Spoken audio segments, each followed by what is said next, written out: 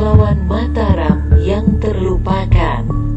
Belum banyak masyarakat yang tahu kisah kepahlawanan Ki Sodewo, putra kandung Pangeran Diponegoro yang berjuang di wilayah Bagelen dan Kulon Progo pada masa Perang Diponegoro atau yang dikenal Perang Jawa.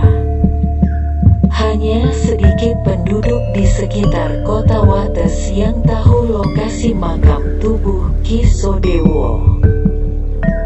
Bahkan makam ini tidak terletak di Taman Makam Pahlawan Giripeni yang berjarak hanya beberapa ratus meter dari pemakaman umum Sideman, tempat di mana Ki Sodewo dimakamkan. Sungguh ironis bagi Ki Sodewo yang asli seorang pahlawan, dan mungkin tinggal hanya sedikit orang yang tahu bahwa di daerah Jerangking, tidak jauh pemandian Celereng, ada daerah bernama Gunung Songgo, merupakan petilasan tempat disanggahnya kepala Ki Sodewo dengan bambu. Belanda sengaja memisahkan kepala dari tubuhnya karena apabila kepala dan tubuh Ki Sodewo masih menyatu bisa hidup kembali karena kesaktiannya yang luar biasa.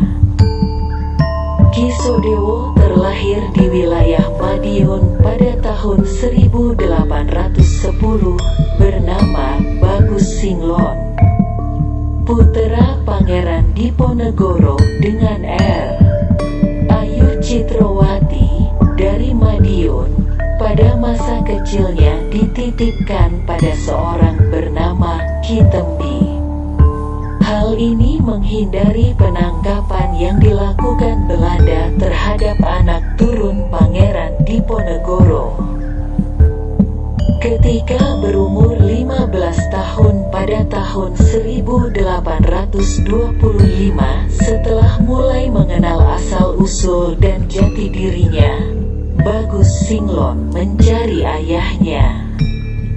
Bersama Ki Tembi, Bagus Singlon menuju Tegal Rejo, Goa Selarong dan rute perjuangan Diponegoro yang lain. Sambil menunggu bertemu dengan ayahandanya, Bagus Singlon tinggal bersama Kiai Gotak di daerah Panjatan Kulon Progo. Bagus Singlon rajin menempa pengetahuan kanuragan dari Kiai Gotak maupun para guru lain. Bahkan Bagus Singlon belajar ilmu Pancasona sampai ke daerah Bagelen dengan pertolongan Telik Sandi.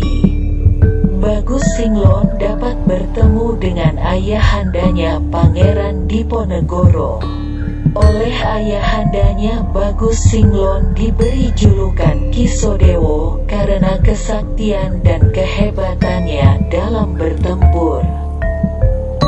Nama itu berasal dari kata Laksono Dewo, bagaikan dewa, dewa yang maha sakti dalam bertempur.